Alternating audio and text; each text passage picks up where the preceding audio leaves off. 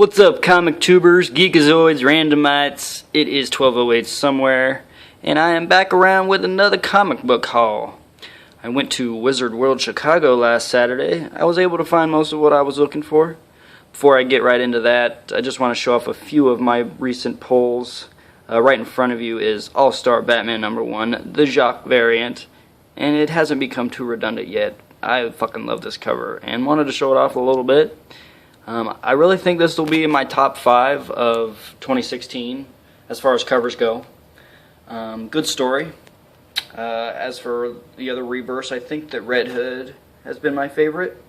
The latest Fuck Fairyland, or I Hate Fairyland, by Scotty Young, provided some 80s nostalgia and princess violence, so that was nice. Anyway, I'm from Des Moines, so my biggest incentive to travel so far is to get autographs, and luckily, the lovely Deborah Ann Woll was in attendance to promote Daredevil. As you probably know, she plays Karen Page. In True Blood, she was Jessica. Me and my friend were arguing whether we like her with blonde or red hair. I think red hair is more tasty on her. But either way, she's like a princess, or a Disney princess. She's beautiful and lovely, and I also noticed that her signing hand was injured because she was wearing like stents or bandages, and I was really impressed that she still was there to sign and meet sign autographs and meet hundreds of fans, and looked like she was having a great time. I'm always really impressed with all the celebrities that show up and give back to the fans. I was in line, and another fan was telling me about how Sebastian Stan had canceled and because of filming, and apparently some fans reacted by sending him death threats, and that just really sucks, of course. And it might be hard to relate to, but imagine being a celebrity or a creator, and having to meet and sign autographs over and over again all day. I guess not all day, but for a few hours at a time. And I'm sure most fans are decent and respectful, but that's still a little bit of a risk, especially with the drama that happened with Norman Reedus a while ago. Like, a fan bid him. I don't think that he made too big of a deal about it, because he still does shows and everything. But you never know with all those people. You never know when there's a cuckoo in the nest, if that makes sense. But I try to put that in perspective, and yeah, people are paying a lot of money for it, but they don't have to do that, and it's really nice that they do that for us. A while ago, you barely had the chance to meet people that you admired that make your favorite comic books and movies or whatever, and these characters come to life. So I think we're really lucky in that aspect, and I was happy to meet her and get her autograph. Beyond that, I don't understand. I just don't understand how people can act like that. But the only conclusion I can come to is because folks is ignorant. You guys see what I did there? I really hope so. Anyway, yeah, this is Hillbilly 1 and 2. At the LCS last week, doing my pickups, I saw #2 sitting there, looking kind of lonely. And, I realized I've been seeing this book in a lot of videos. It has great reviews. So I figured, what the hell? And even my comic shop owner couldn't believe that there were still copies sitting there. So I got #2 for cover and just figured I'd have to find #1 on eBay or something. Hopefully at not too inflated of a price. And then I looked on eBay. The cheapest one would be like, $15 plus shipping. Not too big of a deal. But then I told myself to wait till the con, and hopefully I could pick it up in person, because that always pleases me a lot more. So, I got to the con, and I was able to find it at the first booth I stopped at. Hallelujah. It was a little corner booth. I see this dealer at pretty much every con I go to. I'm really bad at remembering the booth names. I'm really fucking bad at remembering a lot of things about con, because I'm like a madman on a hunt. I love going to get an autograph, but I spend most of my time hunting for books, sometimes to my detriment, because I kind of miss out on other things.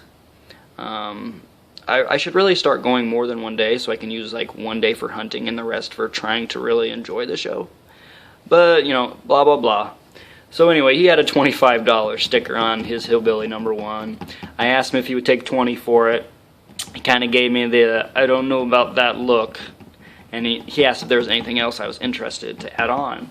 And I remember that he usually has a pretty good Walking Dead collection, so I got a pretty big stack of those. The thing about Walking Dead is that I didn't add it to my poll until like issue 143 or something, so last year. And even since then, like I haven't read those issues, like those to what I've been picking up every month now, because I wanted to start from the beginning, obviously. So I just, I pick up the compendiums. So I read compendium 1 and 2. I finished 2 like over a month ago, probably 2 months.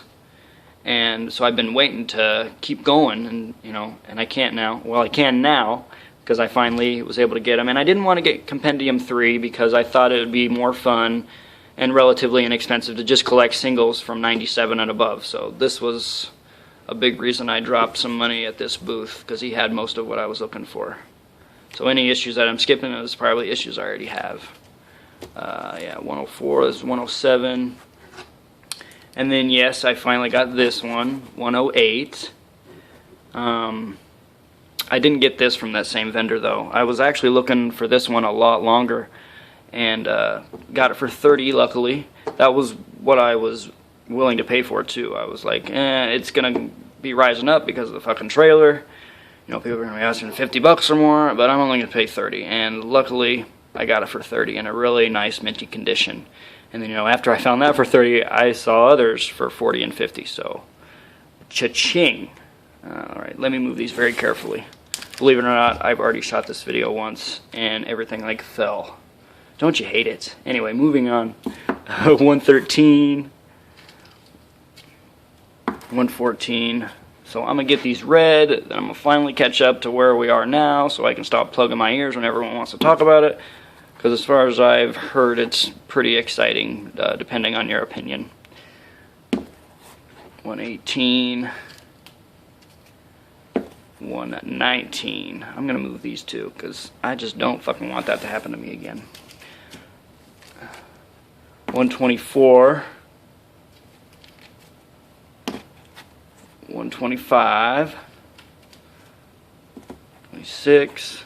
So he was missing 120, 121, 122, so those are the only ones I'm going to be missing now from 97 to current.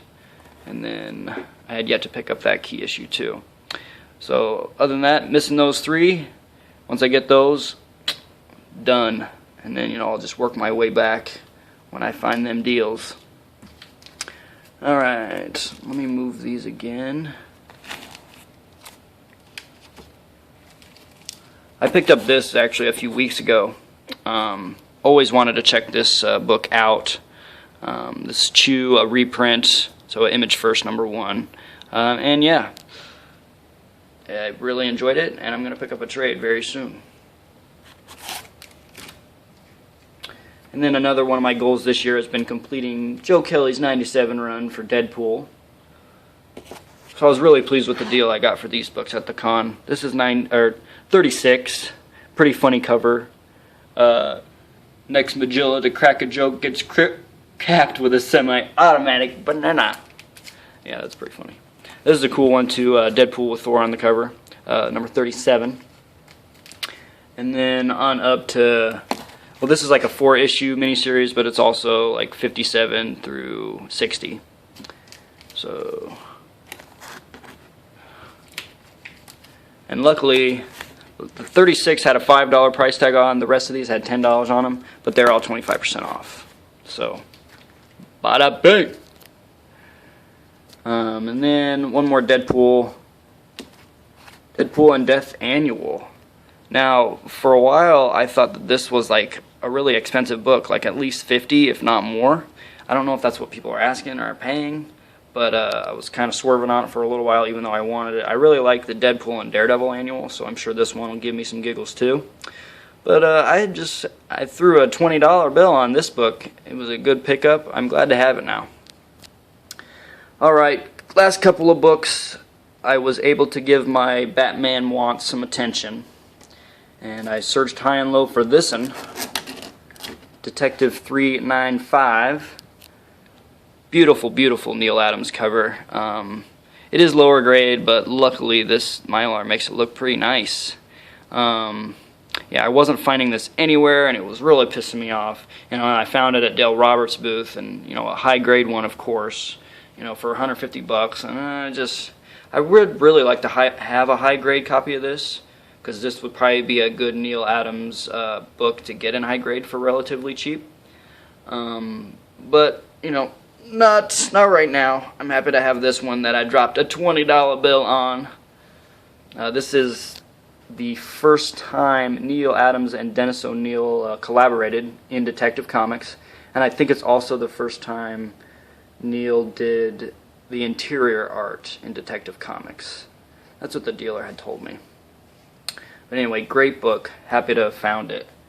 And then last, this book I've been wanting since, you know, last year and just never pulled the trigger, you know, but happy to have it now. Batman 179. It's the second Silver Age appearance of the Riddler. Shout out to Biggie's Comics. I know he was showing off his 171 in a recent video. Great, great book. You know, a really key cover for relatively cheap as well. And, you know, only dropped a $20 bill on this one too. This was at a booth that had like 50% off most of their stock, and so it had a $40 sticker on it. I'm like, yeah, because the condition was really nice. You know, there's some issues with the staples, but other than that, you know, pretty clean. Compared to some that I was questioning, you know, it had like $45 or $50 price tag on it, but the condition was just like, it's not really worth it. So, really happy to finally get this book to check off the list. You know, I want to focus more on some Neal Adams keys, so hopefully you can see those in my next haul. Other than that, it was a really great con, super packed, but, you know, that's to be expected. Stayed at a really nice hotel, you know, really nice day. Had my first Uber experience, blah, blah, blah. Been enjoying your guys' videos. It seems like comic book fanatics have been on a break on their Sunday night comic talk. That's okay. Hopefully they'll be back next week. I like watching those. I try to catch 4 awesome guys whenever I'm not working. Those guys always make me laugh. Shout out to you guys. And shout out to everyone who's watching and subscribing. I've been thumbing up your guys' videos. Keep them coming. So yeah, this has been Mason. And I'm also on Instagram, Puff Puff Comics. Hit me up if you haven't already. And that's about all. Peace out, guys.